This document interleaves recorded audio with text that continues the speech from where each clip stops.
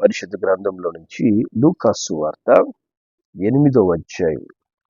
లూకా సువార్త 8వ అధ్యాయము 22 నుంచి 25 వచనాల వరకు మనం చదువుకుందాం. 22 నుంచి 25 వరకు. మరునాడు ఆయన తన శిష్యులతో కూడా ఒక దోణి ఎక్కి సరస్సు అద్దరికి పోదుమని వారితో చెప్పగా వారు ఆ దోణిను త్రోసి బయలుదేరి వారు వెలుచుండగా ఆయన నిద్రించెను. అంతలో గాలివాన సరస్సు మీదకి వచ్చి దోణిని నీళ్లతో నిండినందున వారు అపాయకరమైన స్థితిలో ఉండిరి. కనుక ఆయన యొద్దకు వచ్చి ప్రభువా ప్రభువా నశించిపోతున్నామని చెప్పి ఆయనను లేపిరి. ఆయన లేచి గాలిని నీటి పొంగును గద్దింపగానే అవి అణిగి నిమ్మలమాయెను. అప్పుడు ఆయన మీ విశ్వాసం ఎక్కడా అని వారితో అనెను. అయితే వారు భయపడి ఈయన గాలికిని నీళ్లకును ఆజ్ఞాపింపగా అవి లోబడుచున్నవే, ఈయన ఎవరో అని ఒకరితోనొకడు చెప్పుకొని ఆశ్చర్యపడిరి. హల్లెలూయా. దేవుని నామానికి మహిమ కలుగును గాక. మరి ఈ యొక్క సంభవం మనము చాలాసార్లు విని ఉంటాం, చాలాసార్లు దాన్ని ధ్యానించి ఉంటాం. మరి యేసు ప్రభు శిష్యులతో కూడా ప్రయాణమై వెళ్ళినప్పుడు శిష్యులు ఎదుర్కొన్నటువంటి అపాయకరమైన పరిస్థితి. హల్లెలూయా. దేవుని నామానికి మహిమ కలుగును గాక. మరి మన జీవితాల్లో కూడా అనేక సార్లు ఇటువంటి అపాయకరమైన పరిస్థితులు మనము చూస్తూ ఉంటాం, ఎదుర్కొంటూ ఉంటాం. ఆశ్చర్యకరమైనటువంటి విషయం ఏంటంటే ఇక్కడ దేవుని వాక్యం చెప్తుంది, ఈ శిష్యులు యేసయ్య కలిసి మరి ప్రయాణమై వారు ఒక దోణిలో లేదా ఒక పడవలో వెళ్తుండగా ఆ యొక్క భయంకరమైన గాలివాన అపాయకరమైన పరిస్థితి వచ్చినప్పుడు యేసు ప్రభు ఆ పడవలో నిద్రిస్తూ ఉన్నాడు అని. దేవుడు నిద్రించే సమయము అనేది అది మనము నమ్మలేనటువంటిది. ఎందుకంటే అక్కడ గాలివాన కొడుతుంది, అది ఒక పడవ. ఆ పడవలో గాలివాన కొడుతున్నప్పుడు నీళ్లు ఆ దోణిని నిండిన పరిస్థితిలో యేసు ప్రభు ఎప్పటికీ నిద్రించడు. కానీ దేవుడు వారిని పరీక్షించుటకే అట్టి నిద్రిస్తున్నట్టు ఉన్నాడని మనం అనుకోవాలి. ఎందుకంటే దేవుని వాక్యం చెప్తుంది, కీర్తనలు 121వ కీర్తన 4వ వచనంలో, ఇశ్రాయేలును కాపాడువాడు కొనకడు నిద్రపోడు. కాబట్టి నిన్ను కాపాడే దేవుడు నిద్రపోయే దేవుడు కాదు. నిద్రపోయే వాడు దేవుడు కాదు. హల్లెలూయా. కాబట్టి దివారాత్రములు ఆయన నిన్ను కాపాడతాడు, ఆయన నిన్ను నడిపించడానికి శక్తిమంతుడు. మరి ఇశ్రాయేలును కాపాడువాడు కొనకడు నిద్రపోడు అని దేవుని వాక్యము సెలవిస్తుంది. యేసు ప్రభు ఎందుకు ఈ స్థలములో నిద్రపోయినట్లు నటిస్తూ ఉన్నాడు? మన జీవితాల్లో కూడా అపాయకరమైన స్థితి వచ్చినప్పుడు దేవుడు మనల్ని విడిచిపెట్టాడా అనేటువంటి ఆలోచన మనకు కూడా వస్తుంది. ఇబ్బందికరమైన పరిస్థితి మన జీవితాల్లో వచ్చినప్పుడు దేవుడు మనలను విడిచిపెట్టేశాడా? మరి ఈ పరిస్థితిలో దేవుడు నాతో ఉంటాడనుకున్నానే, మరి దేవుడు నాకు దూరం అయిపోయాడా? నేను నమ్ముకున్న దేవుడు, ఆయనను నమ్మి నేను మరి బాప్తీసం తీసుకొని చక్కగా దేవుని మందిరానికి వెళ్తూ యేసుకి నేను సాక్షిగా జీవిస్తున్నప్పుడు మరి ఇటువంటి పరిస్థితిలో మరి దేవుడు ఉన్నాడా లేడా, దేవుడు నాతో ఉన్నాడా లేదా అనేటువంటి ప్రశ్నలు అనేక మంది హృదయాల్లో కలుగుతాయి ఖచ్చితంగా. ఎందుకంటే మనం మనుషులం కాబట్టి మనం ఎదుర్కొనే పరిస్థితులు మనకు తట్టుకోలేనంత బాధను, వేదనను, భయాన్ని, దుఃఖాన్ని కలుగజేస్తాయి ఖచ్చితంగా. కానీ దేవుడు ఎందుకు నిద్రపోతాడు? లేదా దేవుడు ఎందుకు నిద్రపోయినట్టు కొన్నిసార్లు మన జీవితాల్లో కనిపిస్తాడు. అంటే దేవుని వాక్యం చెప్తుంది, యెషయా గ్రంథము 48వ అధ్యాయము, యెషయా గ్రంథం 48వ అధ్యాయము 10వ వచనములో దేవుడు ఈ మాట చెప్తాడు. నేను నిన్ను పుటము వేస్తేని వెండిని వేసినట్లు కాదు, ఇబ్బంది కొలిమిలో నిన్ను పరీక్షించితిని. హల్లెలూయా. ఇబ్బంది కొలిమిలో దేవుడు ఏం చేస్తాడంట, నిన్ను పరీక్షిస్తాడు. అక్కడ శిష్యులకు జరిగిన పరిస్థితి కూడా అదే. దేవుడు ఉంటున్నప్పుడు ఒక ఇబ్బంది అనేది కలగదు. చూడండి, మనిషి లేదా ఒక వ్యక్తి ఈ విషయాన్ని చాలా జాగ్రత్తగా గమనించుకోవాలి. ఈ విషయాన్ని చాలా జాగ్రత్తగా గమనించాలి. ఏంటంటే ఈ పరీక్ష అనేది మనము ఏ విధంగా వస్తుంది. ఇక్కడ చూడండి, శిష్యులు గమనించినట్లయితే ఆ యొక్క ధోనిలో యేసు వారితో ఉన్నాడంట.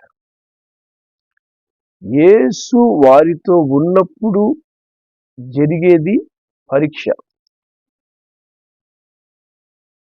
యేసు లేదా దేవునితో మనము ఉన్నప్పుడు మనకు వచ్చేవి పరీక్షలు. దేవుడు మనతో లేకుండా ఉన్నప్పుడు వచ్చేవి శోధనలు. అర్థమవుతుందా? బాగా అర్థం చేసుకోవాలి. దేవుడు మనతో ఉన్నప్పుడు మనకు వచ్చేవి పరీక్షలు. దేవుడు మనతో లేకుండా ఉన్నప్పుడు వచ్చేవి శోధనలు. ఇవి రెండు ఏంటంటే చూడడానికి ఒకే రకంగా కనిపిస్తాయి, ఒకే విధంగా కనిపిస్తాయి. కానీ ఈ పరీక్షకు శోధనకు చాలా చాలా తేడా ఉంటుంది. ఆ తేడాను మనం ఎలా తెలుసుకోవాలి? నేను పరీక్ష ఎదుర్కొంటున్నానా, నేను శోధించబడుతున్నానా? అది మనకు ఎలా తెలుస్తుందంటే దేవుని వాక్యంలో యాకోబు రాసిన పత్రిక మరి 4వ అధ్యాయం, క్షమించండి, 1 పేతురు రాసిన పత్రిక 4వ అధ్యాయం, 1 పేతురు రాసిన పత్రిక 4వ అధ్యాయము 15వ వచనం మనం చదువుదాం. ఇక్కడ వాక్యం చెప్తుంది, మీలో ఎవడును నరహంతకుడుగా గాని, దొంగగా గాని, దుర్మార్గుడుగా గాని, పరుల జోలికి పోవాడుగా గాని బాధ అనుభవింపతగదు. ఇక్కడ దేవుడు చెప్తున్నాడు, ఒక వ్యక్తికి శోధన ఎట్లా వస్తుందంటే, అతడు నరహంతకుడుగా, దొంగగా, దుర్మార్గుడుగా, పరుల జోలికి పోవువాడిగా 4 కండిషన్స్ చెప్తున్నాడు దేవుడు. నరహంతకుడు, మరి నరహంతకుడు అంటే మనుషుల్ని హత్య చేస్తేనే నరహంతకుడు కాదు. కొంతమంది నోటి మాటలతో కూడా, కత్తి లాంటి మాటలతో మనుషుల్ని చంపివేస్తుంటారు. మరి నరహంతకుడు లాంటి స్వభావాలు కలిగి ఉంటారు. దొంగ స్వభావం కలిగి ఉంటారు. నటన వేషధారణతో ఉంటుంది వాళ్ళ జీవితాలు.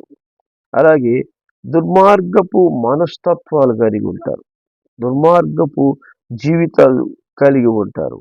అలాగే పరుల జోలికి పోవాడు, తన పని తాను చూసుకోకుండా ఎంతసేపటికి ఇతరుల విషయాల జోక్యం, అనవసరమైన విషయాల గురించి,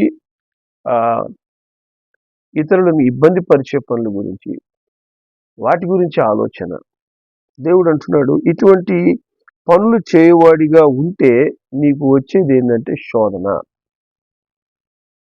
నీ జీవితము మరి ఇబ్బంది పాలైపోతుంది. ఆ విధంగా బాధపడన అవసరం లేదంటున్నాడు. ఇది ఏం చేస్తుందంటే, దీన్ని ఏమంటారంటే ఒక రకంగా దురాశ అని చెప్పేసి అంటారు. అందుకే యాకోబు రాసిన పత్రికలో ఆ మాట రాయబడుతుంది. యాకోబు రాసిన పత్రిక 1వ అధ్యాయము మరి 13వ వచనము నుంచి 15 వరకు మనం చదివితే ఇక్కడ వాక్యం అంటది, దేవుడు కీడు విషయమై శోధింపబడనేరడు, ఆయన ఎవరిని శోధింపడు గనుక ఎవడైనా శోధింపబడినప్పుడు నేను దేవుడి చేత శోధించబడుచున్నాను అనకూడదు. ప్రతివాడును తన స్వకీయమైన దురాశ చేత ఈడవబడి మరులు కొల్పబడిన వాడై శోధించబడును. దురాశ గర్భము ధరించి పాపమును కనగా పాపము పరిపక్వమై మరణమును కనును. చూసారా, దేవుని నామానికి మహిమ కలుగునుగా. కాబట్టి ఇక్కడ చెప్తున్నాడు, నీ జీవితంలో, ఒక వ్యక్తి యొక్క జీవితంలో స్వకీయమైన దురాశ చేత, మరి స్వకీయమైన దురాశ అంటే ఏంటి? తన మనసు సరిగా ఉండదన్నమాట. తన మనసు దేవునితో ఉండదు, అందువల్ల దేవుడు వాళ్ళతో ఉండడం. సులువుగా చెప్పాలంటే ఏంటంటే, దేవునితో నడవలేని జీవితం కలిగి ఉండుట, దేవునియందు భయభక్తులు లేకుండా ఉండుట. దేవుడు వారితో లేకుండా ఉన్నప్పుడు వాళ్ళకి వచ్చేదేంటి? దురాశ. దురాశ వలన మానవుడు ఏం చేస్తాడు? పాపం చేస్తాడు. ఆ పాపం పరిపక్వమై మరణం గంటనంట. ఈ కీడు దేవుడు యుద్ధ నుంచి వచ్చిందో కాదు అంటాడు దేవుడు. హల్లెలూయా, దేవుని నామాన్ని మహిమ కలుగునుగా. దీన్ని శోధన అంటారు, దీని పరీక్ష అని చెప్పేసి అంటారు. ఇది మానవుడిని ఎక్కడికి తీసుకెళ్తుంది? మరణానికి తీసుకొని వెళ్తుంది. మరి దీనికి సూచన ఏందిరా అంటే, మనము ఆ యొక్క పరిస్థితి ఎదుర్కొనే వ్యక్తి దేవునితో ఉండడు, దేవునితో సహవాసం ఉండదు, దేవుని యొక్క నిజమైన రక్షణ మారు మనసు అనుభవం వారికి ఉండదు. దేవుని భయభక్తులు లేకుండా వాళ్ళు జీవిస్తూ, మరి వాళ్ళ క్రియలను బట్టి వారు ఇటువంటి పరిస్థితులు ఎదుర్కొంటారు. దాన్ని శోధన అంటారు. మరి పరీక్ష అనేది ఎలా ఉంటుంది చూడండి. అదే మళ్ళా 1 పేతురు రాసిన పత్రికలోకి వెళ్దాం. 1 పేతురు రాసిన పత్రిక 4వ అధ్యాయం 16వ వచనం. 16 ఇక్కడ వాక్యం చెప్తుంది, ఎవడైనను క్రైస్తవుడైనందుకు బాధ అనుభవించినట్లా అతడు సిగ్గుపడక ఆ పేరును బట్టియే దేవుని మహిమపరచాలంట. హల్లెలూయా. క్రైస్తవుడైనందుకు, ఇది చాలా ముఖ్యమైన మాట. క్రైస్తవుడు అవడం అంటే ఏంటి? క్రీస్తు పోలి జీవించడం. క్రీస్తు పోలి జీవించేవాడే క్రైస్తవుడు. క్రీస్తును ధరించిన వాడు క్రైస్తవుడు. రక్షణ మారు మనసు పొంది వాక్యానుసారంగా తన జీవితాన్ని సరిచేసుకుంటూ, ఏ పాపము జోలికి వెళ్లకుండా తను తాను పవిత్రపరుచుకుంటూ, వచ్చే చిన్న చిన్న మరి శోధనలు, మరి ఇబ్బందికరమైన పరిస్థితుల్లో ప్రభు పాదాలు పట్టుకొని కన్నీరు కారుస్తూ తన జీవితాన్ని ఎప్పటికప్పుడు పశ్చాత్తాపడుతూ దేవునికి తన జీవితాలు అప్పగించేవాడు ఎవరు? క్రైస్తవుడు. అతని యొక్క ఆశ ఎలా ఉంటుందంటే, దినమంతా నేను దేవుని వాక్యానుసారం నేను జీవించాలి, దేవునికి నేను లోబడాలి, నా జీవితాన్ని మార్చుకోవాలి, నా మనసు మార్చుకోవాలి, నేను మంచి జీవితం జీవించాలి, క్రీస్తు పోలికగా నేను జీవించాలి. ఎందుకని? నా కోసం ప్రభు ఆయన చేసిన రక్తాన్ని కార్చాడు, నన్ను పరిశుద్ధపరిచాడు, తన సొత్తుగా చేసుకున్నాడు, నేను ఆయన బిడ్డని, కనుక ఇక నేను పాపపు జోలికి వెళ్ళను అంటూ తను తాను ఎప్పటికప్పుడు సరి చేసుకుంటూ వెళ్ళేవాడే క్రైస్తవుడు. హల్లెలూయా. ఎప్పుడు కూడా ఒక క్రమమైన ప్రార్థనా జీవితం కలిగి తను తాను పవిత్రపరుచుకుంటూ నడిచేవాడు క్రైస్తవుడు. హల్లెలూయా. కాబట్టి ఇక్కడ వాక్యం చెప్తుంది, ఎవడైనా క్రైస్తవుడైనందుకు. కాబట్టి క్రీస్తు వలె జీవించేందుకు ప్రయాసపడుతూ దేవుని బిడ్డగా తన జీవితాన్ని సరి చేసుకుంటూ ఉంటున్నప్పుడు తనకు కలిగేవేం తెలుసు? తనకు బాధ వస్తుంది. ఈ బాధ ఎటువంటిదంటే పరీక్ష అంటారు. పరీక్ష. కాబట్టి ఇటువంటి పరీక్ష ఎవరికి వచ్చింది? అక్కడ శిష్యులకు కూడా వస్తుంది. ఈ పరీక్షలో ప్రత్యేకత ఏంటంటే, ఈ పరీక్షలో దేవుడు వారితో ఉంటాడు. హల్లెలూయా. దేవుడు వారితో ఉండడము అనుభవిస్తారు. సరే, ఆ దినాల్లో శిష్యులు యేసు ప్రభు సజీవంగా ఉన్నప్పుడు వాళ్ళ పక్కన యేసు ప్రభు అట్లా పడుకొని ఉన్నప్పుడు వాళ్ళు పడుకొని ఉండేది చూశారు. మరి నాకెట తెలుస్తుంది దేవుడు నాతో ఉన్నాడని? అంటే మొట్టమొదటిగా మన జీవిత విధానమే మనకు తెలియజేస్తుంది. మనము దేవునియందు భయభక్తులు కలిగి జీవించే జీవితమే దేవుడు మనతో ఉన్నాడు. హల్లెలూయా. దేవుడు నాతో ఉన్నాడు. రెండోది, ఆయన మనతో నిరంతరం మాట్లాడుతూనే ఉంటాడు. మనల్ని ఓదారుస్తుంటాడు, ధైర్యపరుస్తుంటాడు, తన ఆత్మతో మనల్ని అభిషేకిస్తుంటాడు, వాక్యం ద్వారా మనల్ని బలపరుస్తుంటాడు. మరి దైవజనుల ద్వారా దేవుడు మనల్ని బలపరుస్తుంటాడు. పరిశుద్ధులతో ఒక సహవాసం అనేది మనకు ఉంటుంది. మనము ఇంత వేదనలో కష్టంలో కూడా మనము ప్రభువుని విడిచిపెట్టగా ప్రభువుని ఆరాధిస్తూ ఉంటాం. ఇవన్నీ కూడా మనకి ఏం తెలియజేస్తుంటే మనము దేవునితో ఉన్నాము, దేవుడు మనతో ఉన్నాడు. హల్లెలూయా. కాబట్టి ఆ విధంగా క్రైస్తవుడైనందువలన బాధ అనుభవించడం అనగా పరీక్షలో మనం నడవడము, ఆ పరీక్ష మనకి ఎప్పటికి కూడా గొప్ప మేలునిస్తుంది. అట్టి మేలు మనకు ఎలా ఉంటుందంటే దేవుడు చెప్తాడు. ఆ యాకోబు రాసిన పత్రిక 1వ అధ్యాయం 12వ వచనం మనం చదువుదాం. 1:12. శోధన సహించువాడు ధన్యుడు, అతడు శోధనకు నిలిచిన వాడై ప్రభు తన్ను ప్రేమించు వారికి వాగ్దానం చేసిన జీవ కిరీటం నొందును. హల్లెలూయా. కాబట్టి దీని శోధన అనే దానికంటే పరీక్ష అని చెప్పాల మనం. ఎందుకంటే ఇతను దేవునితో నడుస్తూ ఉన్నాడు. దేవునితో నడుస్తూ దేవుని వెంట ఉంటూ మరి దేవునియందు భయభక్తులు కలిగి జీవిస్తున్నందువల్ల దేవుడు తన్ను ప్రేమించు వారికి వాగ్దానం చేసిన జీవ కిరీటాన్ని వారికి అనుగ్రహిస్తాడంట. హల్లెలూయా. దేవునికి మహిమ కలుగునుగాక.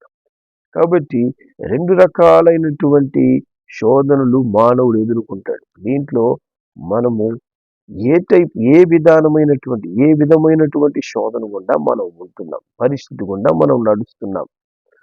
నీ పరీక్షలో యేసు నీతో ఉన్నాడు అంటే ఆ పరీక్ష మనకు ఆశీర్వాదాన్ని తేబోతుంది. హల్లెలూయా. అది ఖచ్చితంగా నీకు ఇప్పుడు కీడుగా కనపడుతున్నా అది మనకు మేలుగా మారుతుంది. దేవుడే మన యొక్క విశ్వాసాన్ని పరీక్షిస్తున్నాడు. మరి ఆ విశ్వాసంలో దేవుడు నిన్ను విడిచిపెట్టడు, ఆయన నీతోనే ఉంటాడు. కానీ దురాశ ద్వారా వచ్చేటటువంటి శోధనను చూసారా? అంటే లోకానుసారంగా, ఇష్టానుసారంగా, దేవుని భయం లేకుండా జీవిస్తూ మరి క్రైస్తవుడని చెప్పుకుంటూ ఉంటుండేవాళ్ళు. అటువంటి వారికి కూడా వస్తాయి. మరి ఆ శోధన వారిని ఏం చేస్తుందంటే మరణానికి తీసుకెళ్తుందంట. ఎందుకంటే దేవుడు వారితో ఉండడు. కానీ ఈ దినము నువ్వు దేవునితో ఉన్నావా? నువ్వు దేవునితో ఉన్నావు. ఎలా నేను దేవునితో ఉన్నాను? ఆయన వాక్యాన్ని నువ్వు ఈరోజు వింటూ ఉన్నావు. దేవుడు నీతో మాట్లాడుతున్నాడు. ఒకవేళ మనము దేవునికి దూరమయ్యే విధంగా మన క్రియలు ఉన్నట్లయితే ఈరోజే దేవుడు నీతో చెప్తున్నాడు, పరీక్షించుకొని సరిచేసుకో. దేవుని యొద్దకు నువ్వు తిరిగి రా, నా యొద్దకు తిరిగి రా. నేను ఈ పరీక్షను నీకు ఆశీర్వాదంగా మారుస్తాను. ఈ పరీక్ష, ఈ అపాయకరమైన స్థితిని నేను సరిచేయగలిగిన శక్తిమంతుడైన దేవుణ్ణి అంటాడు. హల్లెలూయా. దేవుడికి గాలి సముద్రమైన సులువే, నీకున్నటువంటి సమస్యను సులువే దేవుడు. హల్లెలూయా. గాలి సముద్రము అంత భయంకరంగా మరి ఉన్న పరిస్థితిలో యేసు ప్రభువు ఏం చేశాడంట చూడండి. మార్కు సువార్త 4వ అధ్యాయము 39వ వచనం మనం చదివితే ఇక్కడ వాక్యం చెప్తుంది. అందుకు ఆయన లేచి గాలిని గద్దించి నిశ్శబ్దమై ఊరుకుండమని సముద్రంతో చెప్పగా గాలి అణిగి మిక్కిలి నిమ్మలమాయెను. హల్లెలూయా. మన దేవుడు ఎటువంటి వాడు? ఆయన నేను ఎటువంటి వాడిని అని ఆ సమస్యలో శిష్యులకి చూపిస్తున్నాడు. ఆయన లేచి నిలబడి గాలిని గద్దించాడంట. చేయి చేపించి ఏయ్ ఆగు అంటున్నప్పుడు గాలి నిలిచిపోతుంది. సముద్రంతో చూసి నిశ్శబ్దం, సైలెంట్ గా ఉండు అంటే సముద్రం సైలెంట్ అయిపోయిందంట. హల్లెలూయా, దేవుని నామానికి మహిమ కలుగును గాక. మరి దేవుడు ఈ అద్భుతం చేసినప్పుడు ఆ శిష్యులు అనుకుంటున్నారు 41వ వచనంలో, వారు మిక్కిలి భయపడి ఈయనెవరో గాలి సముద్రం ఈయనకు లోబడుచున్నవని ఒకరితో ఒకరు చెప్పుకున్నారు. ఈయన ఎవరు? ఏందినైనా ఈయన యొక్క శక్తి సామర్థ్యాలు, గాలిని సముద్రాన్ని ఆయన కంట్రోల్ చేసేస్తున్నాడు, ఈయన ఎవరై ఉన్నాడు? శిష్యులు ఇంకా గ్రహించలేని వారిగా అక్కడ కనిపిస్తున్నారు. చాలాసార్లు మనకు కూడా మన దేవుని యొక్క సామర్థ్యం మీద విశ్వాసం ఉండదు. మనము మన సమస్యలు పరిస్థితులు నమ్ముతున్నంతగా దేవుని యొక్క శక్తిని నమ్మం. అయ్యా నా కంటి ముందు కనపడుతున్న ఈ గాలి భయంకరమైనది, సముద్రం భయంకరమైనది అని చెప్పేసి అంటాం, కానీ వీటిని కంట్రోల్ చేసే శక్తి నా యేసయ్యకు ఉంది. వీటిని సరి చేయగలిగినటువంటి సామర్థ్యము నా దేవుని చేతికి ఉంది, ఆయన నోటి మాటకు ఉంది అని మనము చాలాసార్లు నమ్మలేము, విశ్వసించాం. అందుకే శిష్యులకి ఆ పరిస్థితిని యేసు ప్రభు ఉంటూ అనుమతించాడు. మన జీవితాల్లో కూడా అపాయకరమైన పరిస్థితులు ఎందుకు వస్తాయంటే మన యొక్క నమ్మకాన్ని పెంచడానికి, తగ్గించడానికి కాదు, నీ విశ్వాసమును అభివృద్ధి పరచడానికి, అభివృద్ధి పరిచి నీ వెంట ఉన్న దేవుడు ఎంత బలవంతుడు, ఎంత శక్తిమంతుడు, ఆయన సామర్థ్యం ఏంటి అని నువ్వు గ్రహించేందుకు పరిస్థితులు భయంకరంగా అపాయకరంగా ఉన్నట్టు కనిపిస్తాయి. అపాయాలు నిన్నేమి చేయలేవు. నువ్వు దేవుని వెంట ఉంటూ క్రైస్తవునిగా నువ్వు బాధ అనుభవిస్తుంటే, నువ్వు పరిశుద్ధంగా జీవిస్తూ నువ్వు శ్రమ పొందుకుంటున్నట్లయితే దేవుడు గాలిని సముద్రం నిలిపినట్లు నీ సమస్యలన్నిటిని కూడా ఆపివేయగలరు. కానీ లోకానుసారంగా జీవించే వారి పరిస్థితి అంటే దైవ భయం లేకుండా ప్రవర్తిస్తున్న వాళ్ళ పరిస్థితి మరణానికి తీసుకుని వెళ్తుంది. కాబట్టి ఈరోజు నువ్వు ఈ వాక్యం వింటున్నావంటే ప్రభువు చెప్తున్నాడు, ఎందుకు భయపడతావు? నమ్మకం లేదా నీకు? నేను నీకు తోడై ఉన్నాను అని నువ్వు నమ్మడం లేదా? నేను నిన్ను విడిపించగలను అనేటువంటి నమ్మకం నీకు లేదా? శిష్యులతో కూడా అదే అంటాడు, మీకు నమ్మకం ఏమైపోయింది? ఎందుకు భయపడుతున్నారు? నేను సమస్తాన్ని చేయగలను, సమస్తమును నాకు సాధ్యమే అంటాడు. హల్లెలూయా. కాబట్టి గాలి సముద్రముల నోటి మాటతో ఆపిన దేవుడు నువ్వు నమ్ముకున్న యేసయ్య. ఆయన నీ పరిస్థితులన్నిటినీ తన స్వాధీనంలో ఉంచుకోగలడు, తన కంట్రోల్లో ఉంచుకోగలడు. దానికి మనమేం చేయాలంటే మనం ఆయన కంట్రోల్లోకి రావాలి మొదట.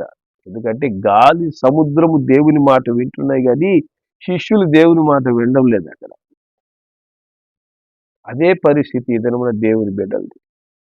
సమస్తము దేవునికి లోబడతాయి, కానీ మరి దేవుడు నమ్ముతున్నటువంటి, దేవుడు ఎవరి కొరికైతే రక్తం కార్చాడో, ప్రాణం పెట్టారో వారు దేవునికి లోబడరు. అందుకే దేవుడు మరలా ఇశ్రాయేలు చూసి ఏం చెప్తాడంటే, లోబడనొల్లని ప్రజలు వీళ్ళు అని. కాబట్టి ఈరోజు మనం పరీక్షించుకోవాలి, మనం దేవునికి లోబడుతున్నామా? అన్ని విషయాల్లో లోబడుతున్నామా? కొన్ని విషయాల్లో మట్టుకే లోబడుతున్నామా? కొన్ని పరిస్థితుల్లో మట్టుకే నేను లోబడతాను, అన్నీ అయితే నాకు కష్టం అని అనుకుంటున్నాము మనం. హల్లెలూయా. యేసు ప్రభు తను తాను సంపూర్ణంగా తండ్రికి లోబడి తను నేల మట్టుకు తగ్గించుకొని మన కొరకు తన ప్రాణాన్ని పెట్టాడు. హల్లెలూయా. మనం కూడా ఆయనకు లోబడి ఆయన ముందు భయభక్తులు కలిగి మనము దేవునితో నడుస్తున్నప్పుడు దేవుడు మనల్ని విడిచిపెట్టాడు, ఆయన మనతోనే ఉంటాడు. హల్లెలూయా.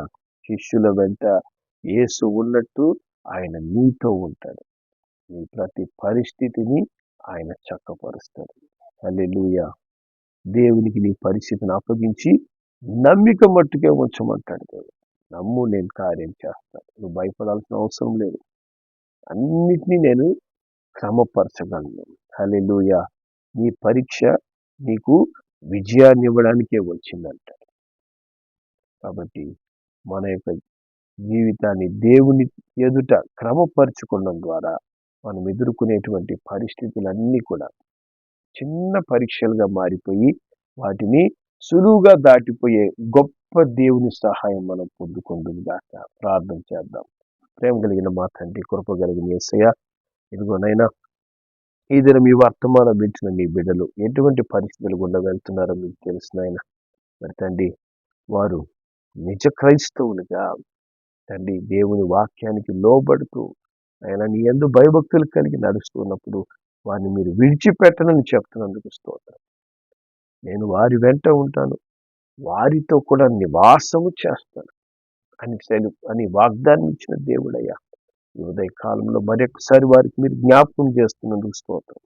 దేనికి నువ్వు భయపడాల్సిన అవసరం లేదు, నేను నీ వెంట ఉన్నానని మీరు చెప్తున్నందుకు స్తోత్రం.